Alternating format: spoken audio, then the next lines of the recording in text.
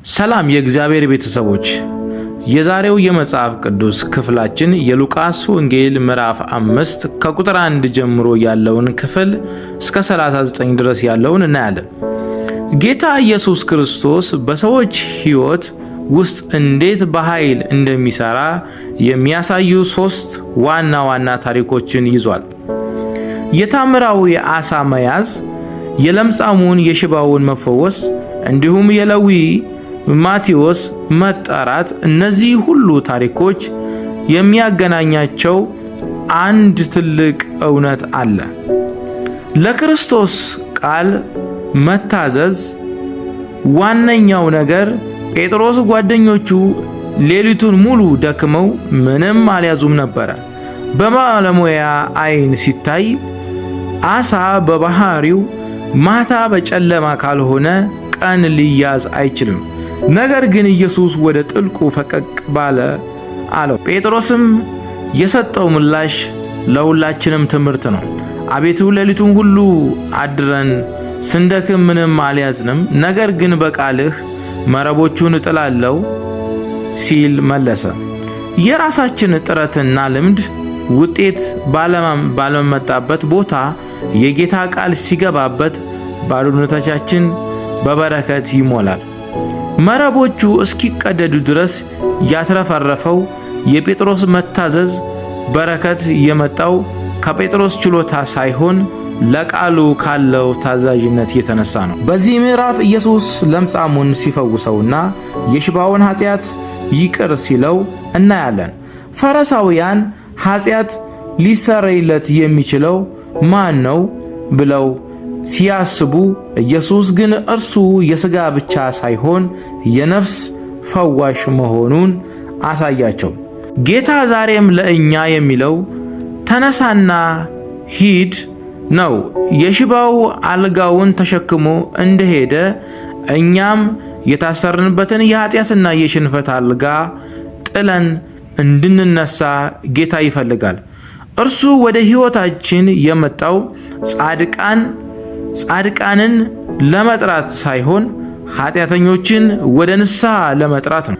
በመጨረሻም ጌታ ስለ አዲስና ስለ አሮጌው አቅማዳም ይናገራል። ክርስቶስን ለመከተል አሮጌውን አስተሳሰብና አሮጌውን ማንነት መተው ይጠይቃል። ሌዊ ማቴዎስ ጠራው፣ ሲመጣለትም ሁሉን ትቶ ተከተለው ይላል። ዛሬ ጌታ ኢየሱስ ወደ ሕይወታችሁ ታንኳ እየገባ ነው። ምናልባት ሌሊቱን ሙሉ ስትደክሙ አድራችሁ ባዶ እጃችሁን ትሆናላችሁ። ምናልባትም ደግሞ በበሽታ ወይም በኃጢአት ውስጥ ልትሆኑ ትችላላችሁ። ነገር ግን ቃሉን ስታምኑ፣ ስትታዘዙ፣ አሮጌውን የሕይወት ትታችሁ ስትነሱ አዲስ የወይን ጠጅ፣ አዲስ የወይን በውስጣችሁ ይሞላል። ጌታ ሆይ እንደ ጴጥሮስ በቃልህ ብለን መረባችንን የምንጥልበትን እምነት እና ተስፋ በቃልህ መታዘዝ እንዲሆንልን በኢየሱስ ስም ጸለይ። በዚህ የሚቀጥለው ክፍል የኢየሱስ ከፈሪሳውያን ጋር የነበረውን ክርክር እናያለን። ሃይማኖታዊ ሥርዓት ከሰው ልጅ ደህንነትና ፍላጎት በላይ መሆን የለበትም። የሰው ልጅ የሰንበት ጌታ ነው ሲል ጌታ ኢየሱስ ክርስቶስ ተናግሯል። ኢየሱስ ሕግን ለመሻር ሳይሆን ሕጉ የተሰጠበትን ትክክለኛ መንፈስ፣ ፍቅርና ምሕረት የሞላበት ለማሳየት ነው። ዛሬም በቤተ ክርስቲያናችን የምናደርጋቸው ሥርዓቶች ሰውን ለመርዳትና እግዚአብሔርን ለማክበር ናቸው። በሰንበት በጎ ማድረግን ተፈቅዶልናል የሚለው የኢየሱስ ጥያቄ ለሁላችንም ነው። ኢየሱስ ሐዋርያነትን ከመምረጡ በፊት ያደረገው ነገር ትልቅ ትምህርት አለው። ለማንኛውም ትልቁ ውሳኔ ጸሎት ቀዳሚ መሆን አለበት። ሌሊቱንም ሁሉ ወደ እግዚአብሔር ሲጸልይ አደረ። ጌታ ራሱ ሌሊቱን ሙሉ ጸልዮ ነው መሪዎቹን የመረጠው። በሕይወታችን ውስጥ ውሳኔዎችን ስንወስን ስራ፣ ትዳር፣ አገልግሎት ምን ያህል ጊዜ ለጸሎት እንሰጣለን? ይህ ክፍል ብፁዓን እና ወዮላችሁ ተብሎ በሁለት ይከፈላል። ዓለም ስኬት የምትለውን ኢየሱስ የተገላቢጦሽ እንደሆነ ያስተምራል። እውነተኛ ደስታና ብፁዓን የሚገኘው ከእግዚአብሔር ጋር በመኖር እንጂ በምድራዊ ጥገኝነት ወይም በምድራዊ ዓለማዊ ውስጥ ሆነን የምናገኘው በረከት አይደለም።